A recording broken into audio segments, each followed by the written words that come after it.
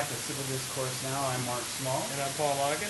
We are coming to you on September 8th, 2012 from Indianapolis, Indiana. Because it's still last? Right? No, we're next to last. Oh, I'm sorry. I'm just used to them being last. So. The Reds are first. What other pastimes would But I'm sorry, I didn't mean to take away fun from John's time here. Civil Discourse just went out. No, why couldn't John Kerry give a good speech 8 years ago, man? Huh? So our guest today is John Strinka, candidate for U.S. Indiana House of Representatives from District 39. Guest panelist is Matt Stone, who does Indy student. And I also write on IndyPolitics.org. I recently covered a forum with the gubernatorial candidate protest by former Chief Justice Randall Sept. And John, what is your contact information for the campaign? Yeah, I'm happy to announce that. I've had to refurbish my website, and that's going up again later this week. That is StrinkaForStateRep.org. You might spell the last name. Strinka, yes, thank you. Just like it sounds, Strinka, StrinkaForStateRep.org. I have a Facebook page also, Strinka for State Rep, and contact phone, you can use area 317-848-2912. John, we were talking off camera briefly about some other stuff in the race in terms of issues. You were talking about the race to the bottom. Yeah, and this, I think, is a really good conceptual overview of the race. And I think that right to work, which we were talking about the last time, is a perfect indication.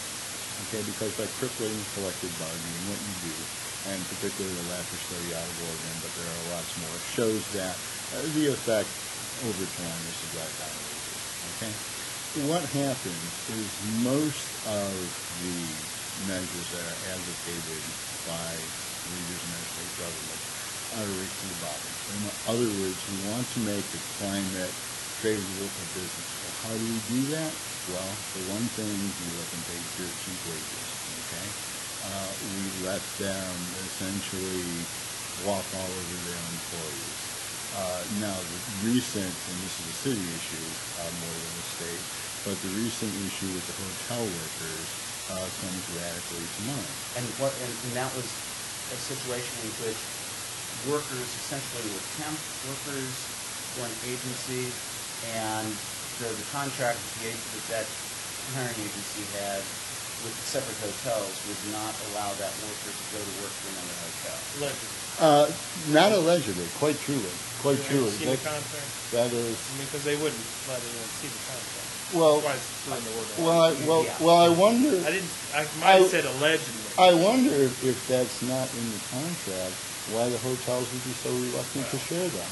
And you bring up an excellent point, because we could, take away the allegedly and establish it very carefully, but for some reason, the hotels feel it's to their advantage to hide these things. Certainly, I know we have talked with dozens and dozens of workers, and when they have tried to go to work for another hotel or to apply as an employee at the hotel, they have been denied, and the reason they have been given is because the contractual arrangement between the hotel and the contract labor supplier expressly forbids that. So you, as a state legislator, would strengthen the law prohibiting the blacklist? Because apparently the state has a law that's not very strong, and I think the feds have a law too. But during the debates, they concentrate and say, "Oh, we already got a state law on it," and I can't remember. They came back later and said it wasn't very strong. It didn't apply. I can't remember the details.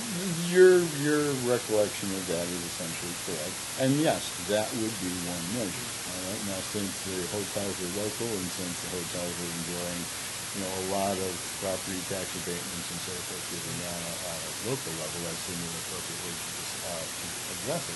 But certainly, and I would certainly advocate stronger anti-blacklisting laws on a state basis. Because, of course, you gentlemen are both attorneys, and you know that one of the things... He's not a gentleman, but that's... Well, but you know that one of the things, when laws are written, the jobs of attorneys are to interpret them as favorably as possible for their clients until such point as you need a new law. And I think that's kind of where we are currently with the blacklisting. But I want to return to race to the bottom. Okay. the issue is that, well, we're going to, again, let employers run all over their employees. We're going to drive down wages, all right? Let me give you an example, okay? Until very recently, I worked at FedEx. Now, FedEx is held to be actually a pretty good employer, okay? Here's the interesting... Well, they left Tom Hanks on that island for that. Yeah, that was It's like But 7 he had, years. he had that volleyball. Here's the point, though. Here's It's the point. volleyball. They It's a paid volleyball, right? their warehouse employees 12-something an hour, okay, which by current standards is not a bad wage, particularly for labor that is not considered highly skilled. And the thing is, of course, the physical pace of it is such that you literally can't do an 8-hour day. They're part-time shifts because they need to be, because that's the intensity at which things move, all right? Now, none of my fellow employees could survive on their salary.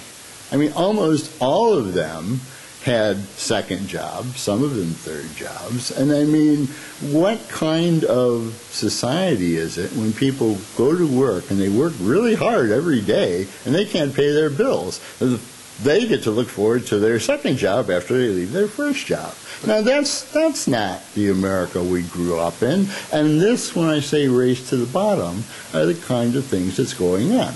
By the same token, all But right? doesn't the FedEx have a union? No. No, they don't. They- Okay, UPS does. Teamsters. But doesn't FedEx also provide don't pay very well. employer benefits?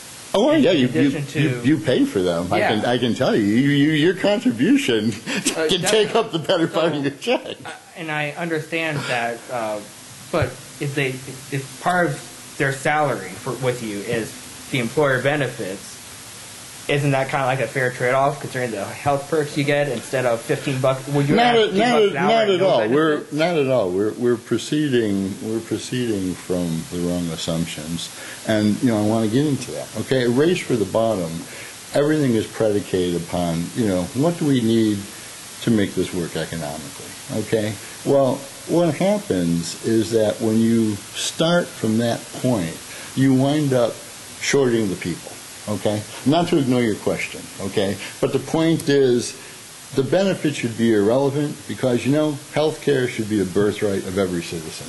Okay? It's absurd that people take jobs, that people stay in jobs that they don't like and aren't terribly effective at because of that, because they need to keep their health benefits. I mean, if you want to talk about denying people civil liberties, about denying freedom, okay, I mean, I don't know what has a more dampening effect on it than being forced to work simply For healthcare. For healthcare, Well, yes. when you're talking about having a significant portion of that wage, $12 an hour, $12.50 an hour taken out for healthcare, then what you do is effectively reduce your wages to minimum wage. It's just you're getting health care too, which every other country has, as you pointed out before, has nationwide health care, every advanced industrial country except us. Precisely. And the conceptual point I want to make here is, it's wrong, it's inaccurate to look at, okay, what do we need, to make the numbers match? What we need to start from is what do people need to survive? What do people need to live full human lives, okay? And basically, they need the basic physical provisions of life. They need housing. They need education so that they can become productive members of society, and they need health care. And in going to that, and I don't mean to cut you off, but we're getting towards the end of this segment. Okay. I wanted to talk about education. Education, and I did want to talk about living wage, okay? Now, this would be obviously difficult to implement and, subject to much detail work, but the minimum wage is a travesty.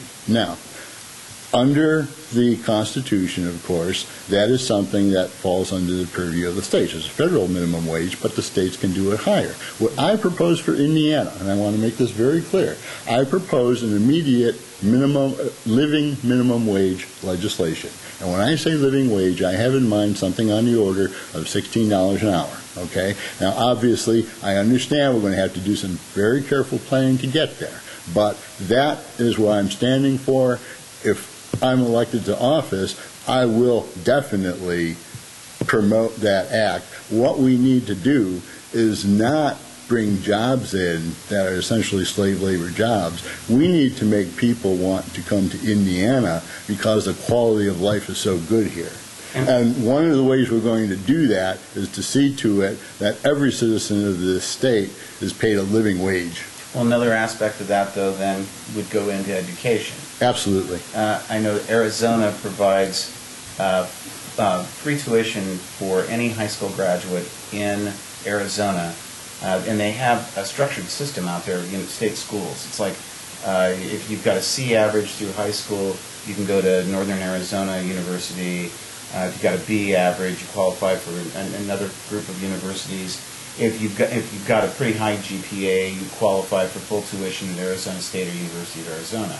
So that, you know, if a student is qualified and smart and does the right things, he or she potentially could go all the way through and get like a JD or an MD or a PhD at the expense of the state, but also it's a benefit to the state.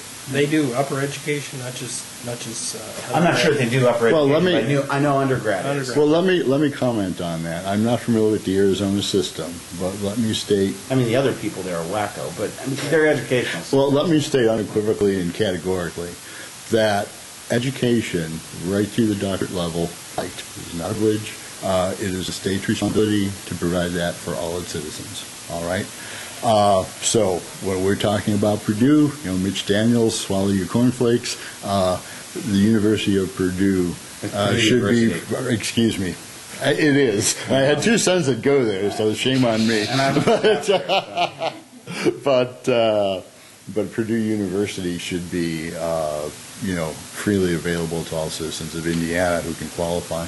There's no doubt about it. See, Paul's an elitist.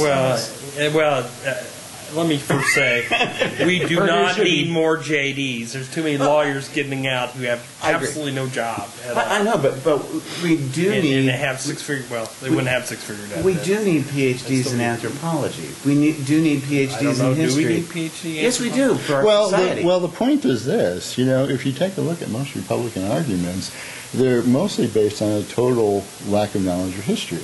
And if we had more, historians, and I don't mean to be snarky with you, okay? I really, go ahead, be smart. That is not meant personally. But the point is, you know, it's really interesting. Yeah. Just flipping up to national, you know, issues. You know, Romney says that they're going to put America back on the right track.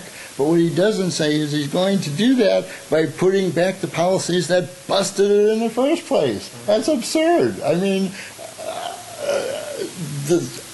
the level of ignorance that informs right policy is astounding. So we're going to go back to the horrible times of 2005, 2006, 2007, where we weren't in an economic recession.